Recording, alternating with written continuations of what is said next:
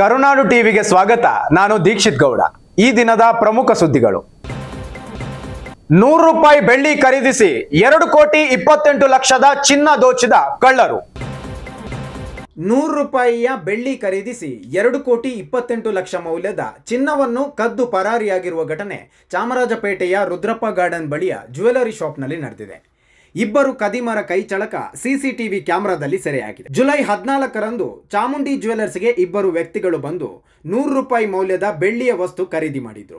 ಅದಕ್ಕೆ 200 ರೂಪಾಯಿ ನೀಡಿ ಚೇಂಜ್ ಪಡೆಯುವಾಗ ಮಾಲಕನಿಗೆ ಗೊತ್ತಾಗದಂತೆ 2,28,00,000 ಚಿನ್ನದ ಆಭರಣಗಳನ್ನು ಲಪಟಾಯಿಸಿ ಪರಾರಿಯಾಗಿದ್ದಾರೆ. ಸಿಬ್ಬಂದಿಯನ್ನ ಹೆದರಿಸಿ ಮಸಾಜ್ ಮಾಡಿಸಿಕೊಂಡ ಮುಖ್ಯ ಶಿಕ್ಷಕಿ, ವಿಡಿಯೋ ವೈರಲ್. ಗುಲ್ಬರ್ಗಾದ ಯಡ್ರಾಮಿಯನಲ್ಲಿ ಕಸ್ತೂರ್ಬಾ ವಸತಿ ಶಾಲೆಯಲ್ಲಿ ಶಾಲೆಯ ಮುಖ್ಯ ಶಿಕ್ಷಕಿಯೊಬ್ಬರು ಸಿಬ್ಬಂದಿಯಿಂದ ಮಸಾಜ್ ಮಾಡಿಸಿಕೊಂಡಿರುವ ಘಟನೆ ನಡೆದಿದೆ. ಮುಖ್ಯ ಶಿಕ್ಷಕಿ ಸಿಬ್ಬಂದಿಗೆ ಹೆದರಿಸಿ ಆಕೆಯಿಂದ ಮಸಾಜ್ ಮಾಡಿಸಿಕೊಳ್ಳುತ್ತಿರುವ ವಿಡಿಯೋ ಸಾಮಾಜಿಕ ಜಾಲತಾಣದಲ್ಲಿ ವೈರಲ್ ಆಗಿದೆ. ವಿಜಯಶ್ರೀ ಪಾಟೀಲ್ ಮಸಾಜ್ ಮಾಡಿಸಿಕೊಂಡ ಮುಖ್ಯ ಶಿಕ್ಷಕಿ ಹೆದರಿಸಿ ವೈಯಕ್ತಿಕ ಕೆಲಸ ಮಾಡಿಸಿಕೊಳ್ಳುತ್ತಿರುವ ಆರೋಪ ಕೇಳಿ ಬಂದಿದ್ದು ಅಮಾನತು ಮಾಡುವಂತೆ ಜನರು ಆಗ್ರಹಿಸಿದ್ದಾರೆ.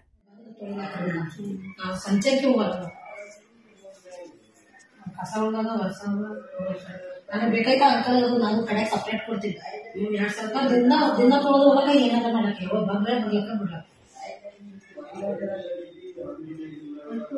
ಮನ್ಸಿಗೆ ಇರತ್ತರಿ. ಹೇಳ್ರಿ ಅಂಬುದದ್ದು ನಮ್ಮ ಸ್ಯಾರಿ ಅದ, ನಮ್ಮ ಮಕ್ಕಳನ್ನ ಇದ್ದು ಮಾಡಬೇಕು ಹೇಳ್ರಿ.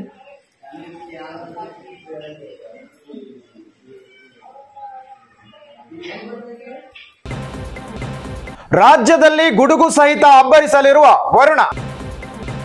ರಾಜ್ಯಾದ್ಯಂತ ವರುಣನ ಅಬ್ಬರ ಮುಂದುವರೆದಿದ್ದು ಮುಂದಿನ 1 ವಾರದ ಕಾಲ ಭಾರೀ ಮಳೆಯಾಗಲಿದೆ ಎಂದು ಭಾರತೀಯ ಹವಾಮಾನ ಇಲಾಖೆ ಮುನ್ಸೂಚನೆ ನೀಡಿದೆ.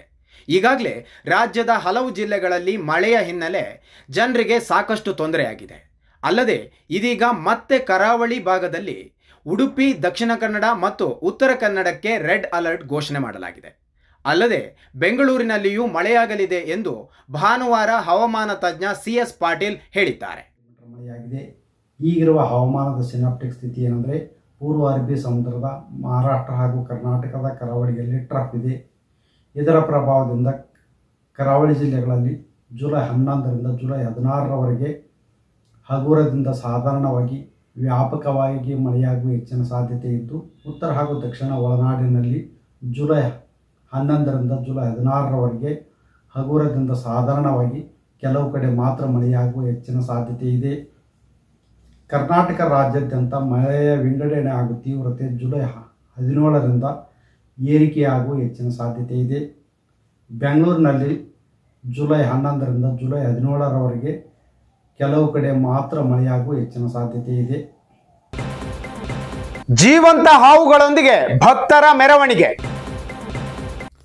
ಹೌದು, ಬಿಹಾರದ ಸಮಸ್ತಿಪುರ್ ಜಿಲ್ಲೆಯ ಸಿಂಗಿಯಾ ಘಾಟ್ನಲ್ಲಿ ನಡೆದ 300 ವರ್ಷದ ಹಳೆಯ ನಾಗರ ಪಂಚಮಿ ಜಾತ್ರೆಯಲ್ಲಿ ನೂರಾರು ಭಕ್ತರು ಜೀವಂತ ಹಾವುಗಳನ್ನು ತಲೆ, ಕುತ್ತಿಗೆ, ಕೈಗಳಿಗೆ ಸುತ್ತಿಕೊಂಡು ಮೆರವಣಿಗೆ ನಡೆಸಿದ ದೃಶ್ಯಗಳು ವೈರಲ್ ಆಗಿವೆ.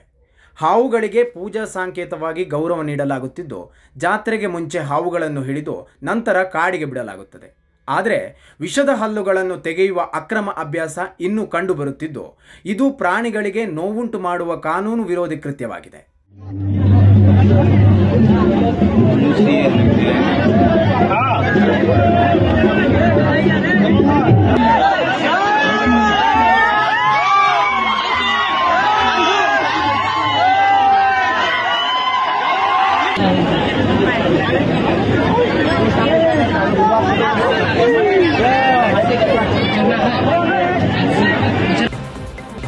ತಾಂತ್ರಿಕ ದೋಷದಿಂದ ಗಾಳಿಯಲ್ಲೇ 40 ನಿಮಿಷ ಸುತ್ತಾಡಿದ ವಿಮಾನ.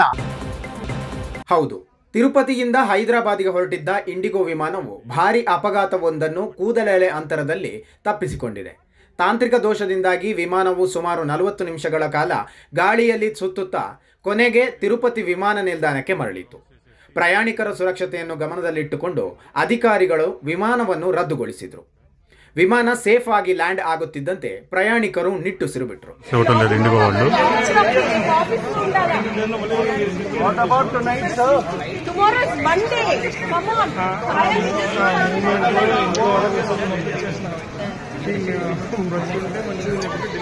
Tirupati to Hyderabad flight response ఇవ్వటం ఇండిగో వాళ్ళు చాలా పాజిటివ్ ఉన్న సిచ్యువేషన్. ನಿಯಂತ್ರಣ ತಪ್ಪಿ ಹಳ್ಳಕ್ಕೆ ಉರುಳಿದ ಖಾಸಗಿ ಬಸ್, ಓರ್ವ ಸಾವು, 18 ಪ್ರಯಾಣಿಕರಿಗೆ ಗಾಯ. ಉತ್ತರ ಕನ್ನಡ ಜಿಲ್ಲೆಯ ಅಂಕೋಲ ತಾಲೂಕಿನ ಅಗಸೂರು ಬಳಿಯ ರಾಷ್ಟ್ರೀಯ ಹೆದ್ದಾರಿ 63ರಲ್ಲಿ ಖಾಸಗಿ ಬಸ್ ಹಳ್ಳಕ್ಕೆ ಬಿದ್ದು ಓರ್ವ ಸಾವನ್ನಪ್ಪಿದ್ದು ಸುಮಾರು 18ಕ್ಕೂ ಹೆಚ್ಚು ಪ್ರಯಾಣಿಕರಿಗೆ ಗಂಭೀರವಾಗಿ ಗಾಯಗಳಾಗಿರುವ ಘಟನೆ ಇಂದು ಬೆಳಗ್ಗೆ ನಡೆದಿದೆ. ಚಾಲಕನ ನಿಯಂತ್ರಣ ತಪ್ಪಿ ಬಸ್ ಹಳ್ಳಕ್ಕೆ ಬಿದ್ದು ಈ ಅವಘಡ ಸಂಭವಿಸಿದೆ. ಗಾಯಗೊಂಡವರನ್ನು ಆಸ್ಪತ್ರೆಗೆ ದಾಖಲಿಸಿ ಚಿಕಿತ್ಸೆ ನೀಡಲಾಗುತ್ತಿದೆ. ಘಟನಾ ಸ್ಥಳಕ್ಕೆ ಅಂಕೋಲ ಪಿಎಸ್ಐ ಉದ್ದಪ್ಪ ಭೇಟಿ ನೀಡಿ ಪರಿಶೀಲನೆ ನಡೆಸುತ್ತಿದ್ದಾರೆ.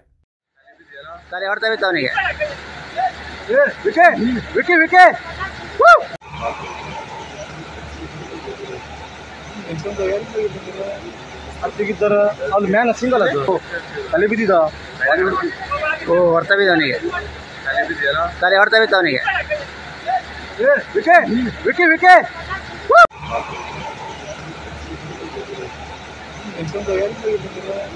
ಅತ್ತಿಗಿದ್ದಾರ ಅಲ್ಲಿ ಮ್ಯಾನ್ ಸಿಂಗಲ್ ಅದು ತಲೆ ಬಿದ್ದಿದ ಹೊರ್ತಾ ಬಿದ್ದ ಅವನಿಗೆ, ತಲೆ ಹೊರ್ತಾ ಬಿದ್ದ ಅವನಿಗೆ.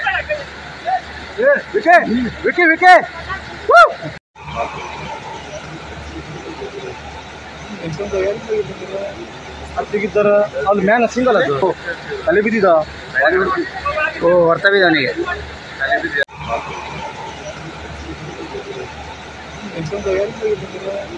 ಅತ್ತಿಗಿದ್ದಾರ ಅಲ್ಲಿ ಮ್ಯಾನ್ ಸಿಂಗಲ್ ಅದು ತಲೆ ಬಿದ್ದಿದ ಹೊರ್ತಾ ಬಿದ್ದ ಅವನಿಗೆ, ತಲೆ ಹೊರ್ತಾ ಬಿದ್ದ ಅವನಿಗೆ.